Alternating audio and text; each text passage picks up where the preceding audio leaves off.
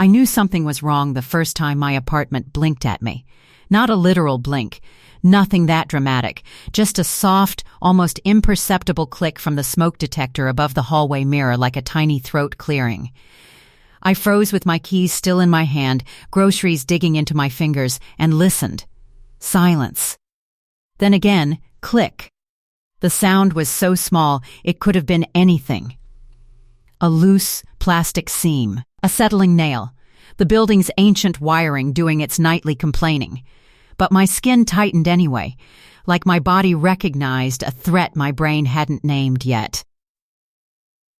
I stood there, in the yellowish light of the hallway bulb, and stared up at the smoke detector like it had eyes. Because lately, everything in this place felt like it had eyes. You learn to ignore a lot when rent is manageable and the landlord says words like market rate the way a priest says sin. You ignore the brown water for 2 minutes every morning. You ignore the window that doesn't lock unless you wedge a spoon handle into the track. You ignore the neighbor who smokes inside, even though the lease screams no smoking in angry capital letters. But you don't ignore the feeling of being watched. It had started small. Little shifts in the air when I changed clothes. A creeping heat along my neck when I stepped out of the shower. That irrational instinct you get when you're alone at night and suddenly you know, absolutely know, someone is standing behind you. Except every time I spun around, there was only my own shadow, flattened against the wall like a guilty thing. I tried to laugh it off. I told myself I'd been binging too many crime videos, too many podcasts where hosts whisper about hidden devices and predators in plain sight, too many late-night Reddit threads that turn normal life into a horror movie with receipts. So I did what any reasonable person does when they're scared of being unreasonable. I tested myself. I started leaving harmless traps around my apartment, stupid little markers to prove my paranoia wrong. I'd place my shampoo bottle at a specific angle. I'd line up the throw pillows like soldiers before I went to work. I'd set a strand of hair across the dresser drawer. Every evening I came home and checked. At first, everything stayed exactly the same. The traps remained untouched. My breath came easier. Then one night the shampoo bottle had been turned. Just slightly, like a fingertip had nudged it, like someone had paused, considered the label, and set it back down, almost in the same spot. I told myself maybe I'd done it. Maybe I was remembering wrong. Maybe I was spiraling. The next day I drew a tiny dot with a marker on the bottom of the bottle and another on the tile. That evening, the dots didn't line up. I sat on the bathroom floor with my back against the tub, the towel still wrapped around my hair, and stared at the bottle like it was evidence in a murder trial. My heart hammered so hard I could feel it in my ears. Someone had been here, or something had moved. But what? A maintenance worker? A leak inspection? Did my landlord have a key? Of course he had a key. Landlords always have a key. It's the oldest power in the world. Someone else can enter your home whenever they want, and you're supposed to be grateful you get to pay them for the privilege. His name was Mr. Harlan. That wasn't his first name. I never heard his first name. He didn't feel like a person with a first name. He felt like a rule. He owned the whole building, 6 units stacked like tired shoeboxes. The lobby smelled like stale carpet and old mail. The stairs always had a film of dust, like the building refused to be fully awake. When I first toured the place, he'd shown up in a jacket that looked like it had never been relaxed. Not nice, exactly. Just stiff. Like he didn't trust fabric to behave on its own. He smiled at the doors. He smiled at the walls. He smiled at the empty rooms. He did not smile at me. "This is a quiet building," he'd said, keys jangling like a warning. "You keep it clean. You pay on time. We don't have problems." I'd nodded because the apartment had sunlight, and I was tired of couch surfing. I was tired of friends who pretended they weren't counting the days until I left. Tired of feeling like my existence came with a deadline. I wanted a door that locked behind me. I wanted a space that was mine. Now, sitting on the bathroom floor, I wondered if I'd been stupid to believe that a locked door meant safety. The feeling of being watched grew heavier after that, like a wet coat I couldn't take off. I started changing clothes in the closet with the door half closed, as if wooden hangers could shield me from whatever I couldn't see. I started showering faster, my hands shaking when I reached for the soap. I stopped singing in my kitchen, stopped dancing when I cooked, stopped letting myself be careless, because carelessness felt like an invitation. One night, I woke up at 3:17 a.m. to the sound of a faint whirring. It was so quiet, I almost thought it was my own breath. I lay perfectly still, eyes wide open, and listened. Whir, whir, like a tiny motor, trying not to be heard. My gaze drifted to the corner of the ceiling where the smoke detector sat like a pale shell, and I had the strangest thought, sharp and cold, so clear it didn't feel like imagination at all. That thing is not for smoke. I didn't sleep after that. I sat in bed with my knees hugged to my chest until the early light crept through the blinds and painted stripes across my floor like prison bars. In the morning, I called my friend Nadia. "Okay," I said before she could even say hello, "tell me if I'm losing it." "Good morning to you too," she said, voice thick with sleep. "What's happening?" I told her about the shampoo bottle, the whirring, the smoke detector, the way the air felt different when I walked from room to room. There was a pause. Then Nadia said, "Have you checked for cameras?" I laughed. It came out sharp and wrong. "Don't say that," I said, like the words themselves could summon something. "I'm serious," she replied, suddenly awake. "There are ways to check. You can look for tiny holes in weird places. You can turn off the lights and use your phone camera to see infrared. My throat tightened. That's insane. Insane is ignoring your gut," she said. "Your body is yelling at you for a reason." So that night, I turned off every light in my apartment. I stood in the darkness, phone held out like a weapon, camera open. My hands were sweating so much I could barely keep my grip steady. I walked slowly, panning the phone around like I was hunting a ghost. Nothing. Nothing. Nothing. Then, near the hallway mirror, my screen caught a tiny pinprick glimmer. A little purple-white dot, too sharp to be a reflection, too steady to be a mistake. My breath stopped. I angled the phone, moved closer, heart pounding. The dot stayed. It was coming from the smoke detector. I raised my hand and stood on tiptoes, fingertips brushing the plastic. I couldn't open it without a screwdriver, but my skin crawled the moment I touched it, like it was warm, like it had been working. I stumbled backward, clutching my phone. That's when I noticed the second one. Not in the hallway, in my bedroom. A tiny glint behind the circular face of the alarm above my closet door. 2. My stomach turned so violently I thought I might throw up. I didn't cry. Not yet. Crying felt too soft for what was happening. This wasn't sadness. This was violation. This was someone taking pieces of me while I slept, while I showered, while I lived. Someone stealing my privacy like it was spare change. I backed into the wall and slid down, my phone shaking in my hand. The darkness felt alive now, full of hidden points of light, full of silent attention. And all I could think was, how long? How long had they been there? How long had someone been watching me? The next morning, I didn't go to work. I sat at my kitchen table staring at my lease like it could explain how my life had become a trap. The paper felt flimsy and cruel.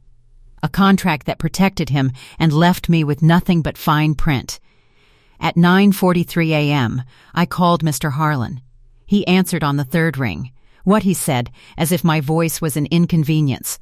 I swallowed, forcing my hands to stop shaking. "We need to talk. Today." A pause. Then, faintly, like he was smiling without using his face, "About what?" I stared at the hallway door, at the chain lock, at the peephole, at the idea that those things were only illusions of control. "About the cameras," I said. Silence, just long enough for hope to flicker, stupid and bright. Maybe he'd be shocked. maybe he'd be horrified. Maybe he'd say it was a mistake, maintenance, anything. Then he chuckled, a low, warm sound, like I'd told him a joke at a party. Cameras? He repeated. Yes, I snapped, anger finally breaking through the fear. The smoke detectors. There are cameras in them. Another chuckle.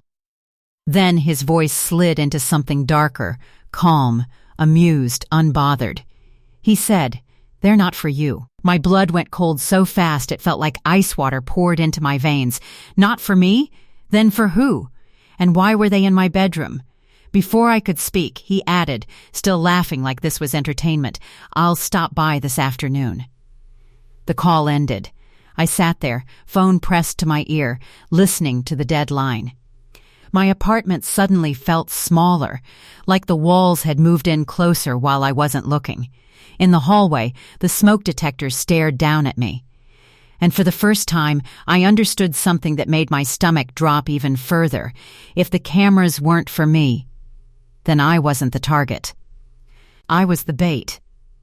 The moment the call ended, my apartment stopped feeling like a home and started feeling like a stage. Every object suddenly had meaning. Every corner felt intentional. The couch wasn't just where I watched TV, it was where I sat, where my body relaxed, where my guard dropped. The bed wasn't a bed anymore. It was evidence. The bathroom mirror wasn't for checking my face, it was a place where someone else's eyes might linger longer than mine ever had. I stood up slowly, like any sudden movement might trigger something. "They're not for you." The sentence replayed in my head, over and over, changing shape every time. If they weren't for me, then what? Surveillance for the building? Security? That didn't explain why one pointed directly at my bed. Or why there were no cameras in the hallways, the lobby, the stairwell, places landlords usually care about. No, these were placed with care.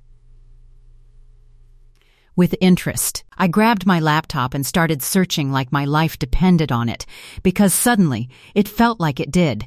Hidden cameras, landlord apartment. Landlord surveillance illegal. Smoke detector camera tenant rights. Every result felt like a half-answer wrapped in legal language. Words like probable cause, reasonable expectation of privacy, criminal offense blurred together until my eyes burned. Yes, it was illegal. Yes, it was serious. Yes, I should call the police. But fear doesn't listen to logic. Fear asks different questions. What if he denied everything? What if he removed them before anyone came? What if he retaliated? What if he had footage, months of it, and decided to use it? I slammed the laptop shut. I needed proof. Real proof. Something undeniable. I picked up my phone again and recorded video in the dark, slowly panning across the apartment. The tiny infrared dots glowed back at me, like diseased stars. I zoomed in until the image shook, whispering timestamps under my breath like a prayer. Then I did something I hadn't planned to do. I talked. Out loud. "If you're watching," I said softly, "standing in my bedroom, I see you." The words tasted bitter. My voice echoed back at me, thin and small. Nothing happened. No sound. No movement. But the silence felt heavy, like it was listening. I spent the next few hours packing without really knowing what I was doing. I didn't have a plan. I just knew I couldn't be here when he arrived. The thought of him standing in my doorway, calm and amused, made my chest tighten until breathing hurt. I shoved clothes into a bag, threw toiletries into another. Left things behind I suddenly didn't care about. Books, framed photos, the plant I'd kept alive for 3 years. It felt wrong to abandon them, like leaving parts of myself behind for someone else to touch. At noon, Nadia texted, "Any update?" I typed and deleted 3 different responses before finally calling her. "He said they're not for me," I blurted the second she picked up. "What?" Her voice sharpened. "What does that even mean?" "I don't know," I said, pacing the kitchen. He laughed. "He's coming here today." "Oh, hell no," she said immediately. "You are not alone with him." "I'm not planning to be," I replied, though the truth was shakier. "I'm packing." "Come here," she said. "Right now." I looked around the apartment one last time. The sunlight streaming through the window felt fake, like a set dressing meant to trick me into thinking everything was normal. "I need to do one more thing first," I said. "What?" I stared at the smoke detector in the hallway, at the quiet confidence of it, at how long it had existed above my head without my consent. "I need to open it." There was a pause on the line. Then Nadia said, "Please be careful." I grabbed a chair and dragged it into the hallway. The scrape of metal legs against tile sounded too loud, like I was announcing myself. My hands trembled as I climbed up and reached for the detector. Up close, it looked normal. Cheap plastic, slightly yellowed with age. I twisted. It didn't budge. I twisted harder. Click. The cover came loose in my hand. Inside, nestled where the wiring should have been, was a small black device. A lens no bigger than a pea stared back at me.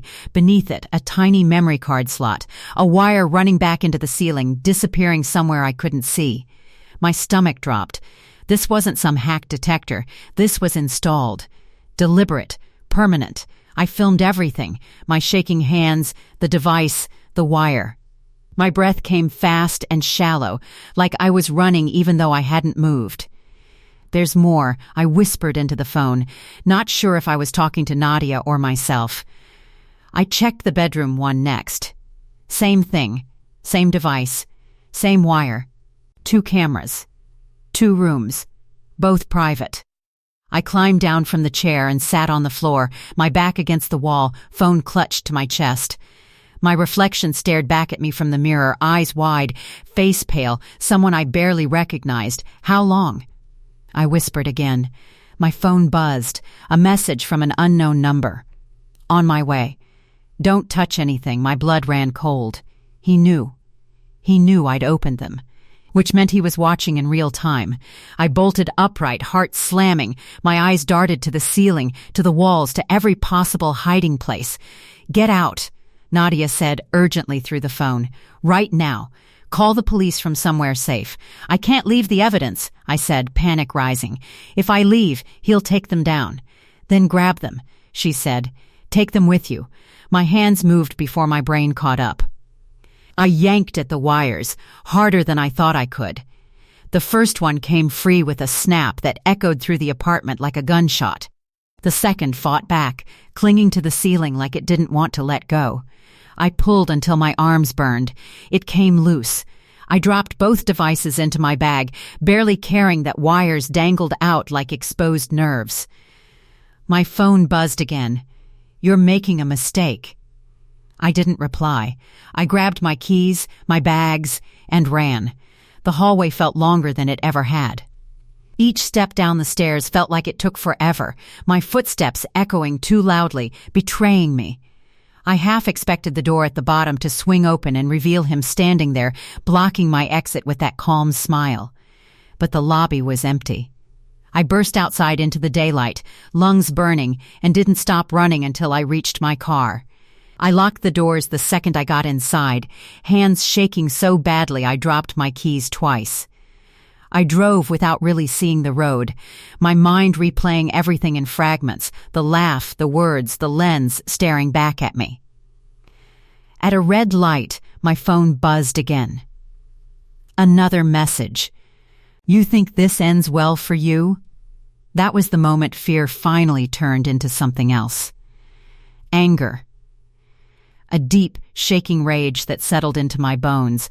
I wasn't just violated, I was threatened.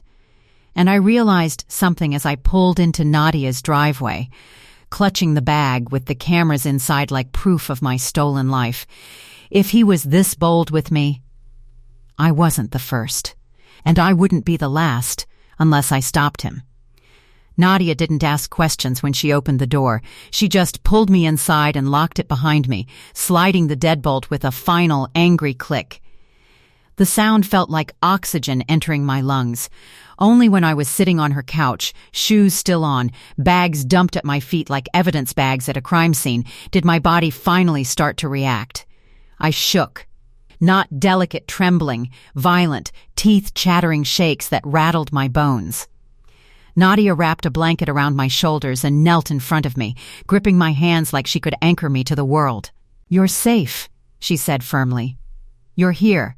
He can't touch you." I wanted to believe her, but safety felt theoretical now, like a word from another language. I unzipped my bag and pulled out the cameras. They looked even uglier in daylight, cheap black plastic, the lens reflecting the room like a dead eye. Nadia inhaled sharply when she saw them. "Oh my God," she whispered. He laughed," I said, my voice flat.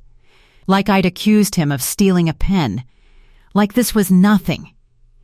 Nadia swore under her breath and grabbed her phone. "We're calling the police. Right now." The word police made my stomach flip. I hadn't realized how much I'd been avoiding it until that moment. Calling them meant this was real. It meant paperwork. Statements. Officers standing in my apartment, touching my things, deciding whether my fear was valid enough to matter. "What if they don't take it seriously?" I asked. "What if they say it's a misunderstanding?" Nadia held up the camera. "This is not a misunderstanding. This is a crime." She was right. I knew that.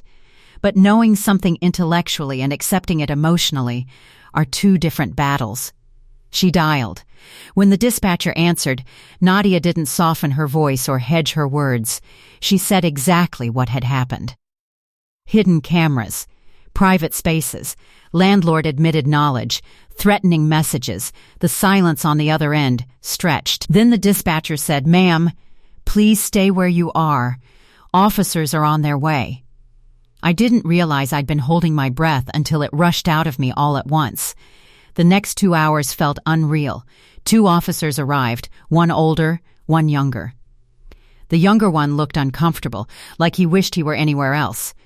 The older one watched my face carefully while I spoke, his expression unreadable. I showed them the videos, the photos, the devices themselves. "This is serious," the older officer said finally. "Very serious."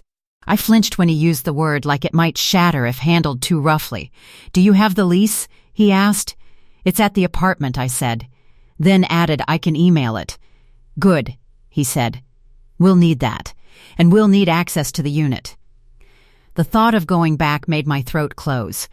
"I can't go alone," I said. "You won't," he replied. "We'll escort you." An hour later, I was back in front of my building. From the outside, it looked exactly the same. Beige brick, cracked steps, a crooked no loitering sign that everyone ignored.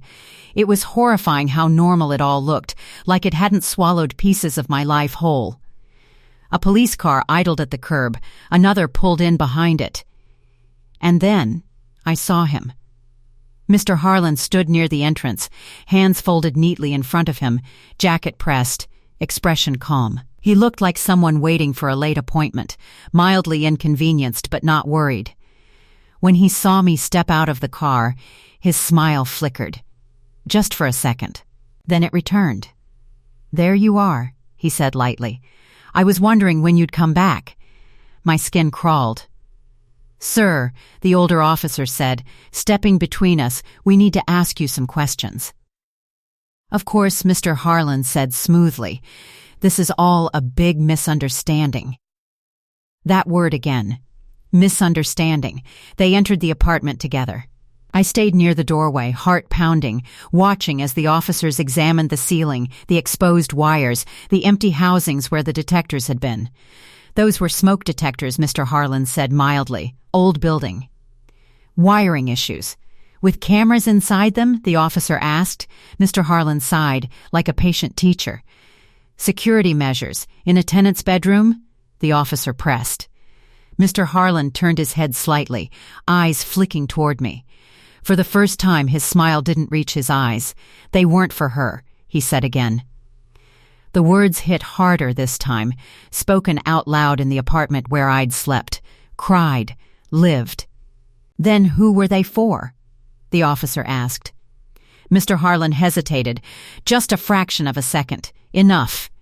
The officers exchanged a look. That was when I noticed something else, something small, but wrong. A faint red light blinking near the corner of the living room ceiling. Not the smoke detector. Something else. My stomach dropped. "There," I said hoarsely, pointing. "That's not supposed to be there." The officers followed my finger. The younger one climbed onto a chair and reached up. His hand paused. "Sir," he said, "this is another device." Mr. Harlan's composure cracked. "Now wait," he said sharply. This is getting out of hand. "Sir," the older officer said, voice firm now, "we're going to need you to step outside." "What?" Mr. Harlan snapped. "On what grounds?" "On the grounds that we've found multiple hidden recording devices in private areas," the officer replied. "And we're not done searching." For the first time, fear crossed Mr. Harlan's face. Not guilt. Fear. As they escorted him out, he turned his head toward me. His eyes locked onto mine, burning with something ugly and cold. "You have no idea what you've done," he said quietly. I shook, but I didn't look away. "No," I said, my voice steadier than I felt. "You have no idea what you did. They found more. One in the living room vent, one disguised as a phone charger outlet, one hidden behind the thermostat." Each discovery felt like another punch to the chest. Each one confirmed what I'd been afraid to say out loud. My apartment had never been mine. It had been a viewing room. When they finally led Mr. Harlan away in handcuffs, the building felt like it exhaled. Neighbors peeked through cracked doors, whispers spreading like electricity. I stood in the middle of my stripped-open apartment, wires hanging from the ceiling like veins, and felt something strange settle over me. Relief. But it was mixed with grief. For the months I'd lived under someone else's gaze. For the version of myself that would never feel quite the same again. As the officers finished up, the older one approached me. "You did the right thing," he said. I nodded, tears finally spilling over. Outside, the sun dipped lower in the sky, casting long shadows across the building. For the first time since moving in, I wasn't afraid of them. Because shadows only exist where there's light. And he was finally being dragged into it. I thought the worst part would be over once they took him away. I was wrong. The police sealed my apartment as a potential crime scene. Yellow tape crossed the doorway like a warning scar. An officer explained that forensic teams would need time, days, maybe longer, to examine the wiring, trace the feeds, and figure out where the footage went. "Where did it go?" I asked, my voice barely holding together. "Who saw it?" The officer didn't answer right away. "That's what we're trying to find out," he said carefully. Carefully. Like the truth might cut me if he said it too fast. I wasn't allowed back inside, not even to grab the rest of my things. Standing in the hallway, watching strangers move through my space with gloves and cameras, felt like losing my home twice, once to him, and once to the process of proving he'd stolen it from me. Neighbors gathered in quiet clusters. Some avoided my eyes. Some stared like I was part of the spectacle. A woman from the third floor, someone I'd nodded to for months but never spoken to, touched my arm gently. "He did repairs in my unit last year," she whispered. "Always alone, always watching." My stomach twisted. "How many?" I asked. She didn't answer. She didn't have to. That night, I slept in Nadia's guest room, staring at a ceiling that felt mercifully blank. No blinking lights. No hidden hum. Still, I slept with the lamp on, my phone clutched in my hand like a lifeline. I dreamed of eyes, rows and rows of them, floating in the dark, opening one by one. I woke up screaming. The next morning brought a knock at Nadia's door. A detective. She introduced herself calmly, professionally, like this was just another Tuesday. She asked if we could talk somewhere private. We sat at the kitchen table, sunlight spilling across the surface. The normalcy of it felt obscene. "We've identified the devices," the detective said. "They were networked, live feed, remote access." My chest tightened. "Who had access?" I asked. "We don't know yet," she replied. "But we do know this wasn't new. The installation predates your lease." The words landed like stones. "So, before me," I whispered. Yes, my mind filled with images I didn't want. People moving into that apartment with hope, unpacking their lives, unaware they were being catalogued like objects. Was it only my unit? Nadia asked. The detective shook her head. We've found evidence in 3 units so far. 3. I pressed my hands flat against the table, grounding myself in the solidness of it. Wood, real. Not a trick. Are there videos of me? I asked. The detective didn't dodge the question. Yes. The room tilted. Have you seen them? I asked. She nodded once. Some. I felt like my skin no longer fit, like I wanted to unzip myself and step out of my body entirely. I'm sorry, she added quietly. I know that's hard to hear. Hard didn't begin to cover it. Over the next week, my life fractured into before and after. Before, I'd thought of privacy as something automatic, a default setting. After, it became something fragile, something that could be stolen without your knowledge and handed back in pieces, if at all. I couldn't shower without imagining a lens. I couldn't sleep without checking corners. I flinched when I saw smoke detectors in stores. Nadia stayed patient. She sat with me through panic attacks. She reminded me to eat. She never told me to move on, never minimized what had happened. One afternoon, my phone rang with a number I didn't recognize. Hello? I said, wary. This is the district attorney's office, a woman said. We're preparing charges against your landlord. We'd like to talk to you about testifying. Testifying, standing in a courtroom, saying it out loud, letting strangers hear about my bedroom, my body, my fear. I don't know if I can, I said honestly. You don't have to decide today, she replied, but your testimony could help others. Others. The word stuck with me long after the call ended. That night, I sat alone in Nadia's living room, the cameras laid out on the coffee table like artifacts from a crime museum. I stared at them until the fear slowly transformed into something sharper. Resolve. These weren't just devices. They were symbols. Of power misused, of silence enforced, of how easily a man with keys and authority could turn safety into a weapon. If I stayed quiet, they would remain just objects. If I spoke, they became evidence. I agreed to testify.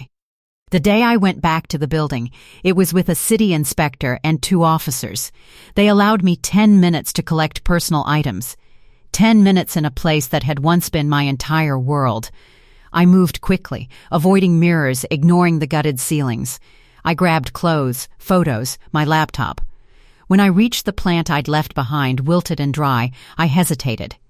I took it anyway. It deserved better. As I left, I paused in the doorway and looked back one last time. The apartment felt hollow now, stripped of its false sense of intimacy. Just walls. Just space. Not power. Weeks later, the court date arrived. The courtroom smelled like paper and old air. Mr. Harlan sat at the defense table, looking smaller than I remembered. Older. His jacket wasn't as crisp. He didn't look at me. I took the stand with shaking legs and a steady voice I didn't know I had. I told them about the click. The whirring. The laughter. The words that still echoed in my head. They're not for you. When I finished, the room was silent. Then the judge spoke. Charges were filed. More victims came forward. Investigations expanded. The building was condemned. The city took over management. And for the first time since this began, something shifted inside me. I wasn't just someone something bad had happened to. I was someone who had stopped it. Testifying didn't end the fear. It changed it. Before, the fear had been shapeless, an invisible presence, a constant pressure. After the courtroom, it became memory, sharper, more precise, like touching a scar and remembering exactly how the wound happened. I thought once the judge banged the gavel and the charges were read, I'd feel lighter, victorious, like the story had reached its turning point and the music was supposed to swell. Instead, I felt hollow. Because justice, I learned, doesn't erase, it only acknowledges. The days after the hearing blurred together. More calls. More interviews. Detectives asking me to repeat details I wished I could forget. Where I stood, what I wore, what time it was when I noticed the sound. Every retelling felt like reopening a door I'd fought so hard to shut. And then the messages started. Not from him, from strangers. Someone had leaked the case to a local forum. Not my name, thank God, but enough details that people connected dots. Landlord camera scandal. Tenant exposed. The comments filled with outrage, speculation, and something uglier. She should have noticed sooner. Why didn't she move out? People are so paranoid these days. I stared at the screen until my eyes burned. The words crawled under my skin, whispering the same doubts I'd fought in the beginning. Maybe I was dramatic. Maybe I'd exaggerated. Maybe Nadia shut my laptop. No, she said firmly. You don't do this to yourself. They don't know me, I said quietly. And they don't get to define you, she replied. But it was hard. Because part of what he'd stolen wasn't just privacy, it was trust. In my instincts, in my reactions, in my right to be believed without footnotes. I started therapy at the insistence of the victim advocate assigned to the case. I hated the word victim. It felt passive, small. The therapist's office was warm and smelled faintly of citrus. She didn't push. She didn't rush. She let silences exist without trying to fill them. One day she asked, "What object stands out the most when you think about what happened?" I didn't have to think. "The smoke detector," I said. "It was supposed to keep me safe." She nodded. "And it didn't." "No," I said. "It watched. We talked about symbols, about betrayal disguised as protection, about how trauma often hides inside everyday things, turning the ordinary into a trigger. Recovery isn't about forgetting," she said. "It's about reclaiming meaning." Reclaiming. The word stuck. I started small. I replaced my phone charger, the kind he'd hidden a camera in, with a bright yellow one that looked ridiculous but made me smile. I bought a new plant and put it by the window, watering it carefully like proof I could still nurture something. I even bought a smoke detector. That one took the longest. It sat in its box for days, untouched, like a dare. When I finally installed it in my new apartment, yes, a new apartment, one with locks I chose and walls I trusted, I cried. Not because I was scared, because I was doing it anyway. The trial loomed closer. Mr. Harlan's lawyer tried to suppress evidence, claimed the devices were security measures, claimed consent buried somewhere in lease language. The prosecution shredded that argument piece by piece. Because there is no consent for being watched while you sleep. More tenants came forward. Stories spilled out, overlapping like echoes in a cave. Different ages, different lives, same violations. I sat with some of them during breaks in the courthouse hallway. We didn't always talk. Sometimes we just sat shoulder to shoulder, a quiet line of understanding between us. One woman held my hand and whispered, "Thank you for speaking first." That's when it finally hit me. He hadn't expected resistance. He'd counted on silence, on shame, on the way people second-guess themselves until the moment passes and the truth goes stale. The verdict came on a gray morning. Guilty. On all counts. The word echoed in the courtroom, solid and undeniable. Mr. Harlan stared straight ahead, his face slack. No smile, no laughter, no power. I didn't feel joy. I felt release. Like a door opening after months in a locked room. Outside, reporters clustered, microphones outstretched like weapons. I shook my head and walked past them, Nadia at my side. I didn't owe anyone my pain. That night, alone in my new apartment, I turned off the lights and stood in the darkness. It was quiet. No whirring, no clicks. Just the soft hum of the city outside and my own steady breathing. I raised my phone out of habit, then stopped myself. I didn't need to check anymore. Instead, I lay on my bed and stared at the ceiling. Blank. Innocent. Just a ceiling. For the first time in a long time, I let myself relax fully into the mattress, and as sleep finally pulled me under, one thought surfaced, clear and calm: he took my privacy. But he didn't get to keep my life. I thought the end would feel louder. A final headline. A sentence handed down. A clean break between what was done to me and who I would become afterward. But the real ending arrived quietly. It came months later, on an ordinary evening, when I realized I had stopped flinching. I was standing in my new kitchen, barefoot, chopping onions with music playing too loud. I was dancing badly, shoulders loose, knife tapping against the cutting board in a careless rhythm. Halfway through the song, I froze, not in fear, but in surprise. I had been alone, fully alone. And I hadn't thought about being watched once. The realization hit me harder than any courtroom verdict ever could. I leaned against the counter, tears blurring my vision, and laughed at the same time. It felt like my body was finally catching up to something my mind had been trying to believe for months. I was free. Not untouched, not unmarked, but free.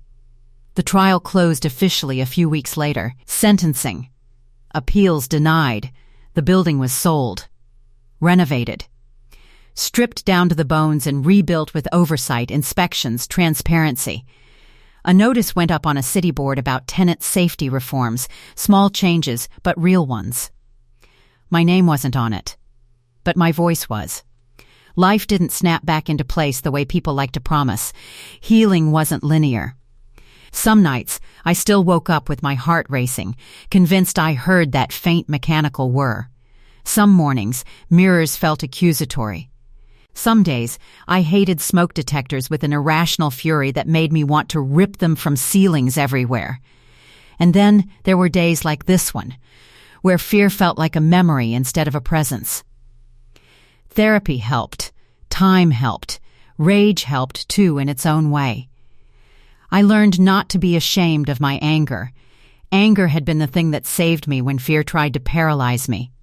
Anger was the reason I didn't laugh it off, the reason I didn't doubt myself into silence, the reason I survived with my voice intact. One afternoon, I received a letter forwarded from the victim advocate's office. No return address. Just a name I didn't recognize. Inside was a single page. I lived in your building 2 years before you. I always felt watched but told myself I was imagining it. When I saw the news, I cried for 3 hours. Thank you for proving I wasn't crazy. I folded the letter carefully and placed it in a drawer, not hidden, not displayed, just kept. A reminder that truth doesn't always arrive on time, but it matters when it does. I moved again after that. Not because I was running, but because I wanted to choose a place without ghosts, a place that belonged only to me. The new apartment had big windows and terrible water pressure, and a landlord who communicated exclusively through badly written emails. He was annoying. He was visible. He knocked before entering and waited for permission like a human being should. The first night there, I lay on the floor instead of the bed, arms spread out, feeling the cold hardwood against my back. I stared at the ceiling and whispered, "This is mine." And it was. Months passed. Seasons shifted. The case faded from the news cycle the way all horrors eventually do. People found new scandals, new monsters, new stories to consume. I didn't disappear. I changed.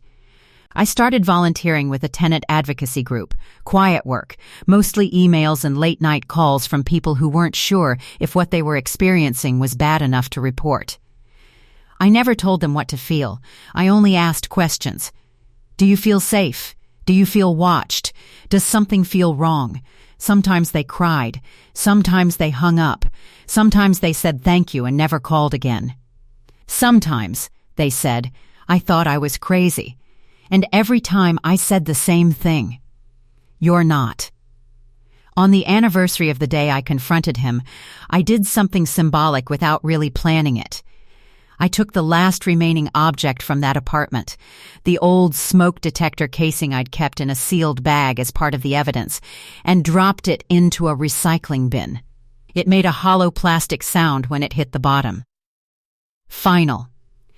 That night, I stood on my balcony and watched the city breathe. Windows lit up.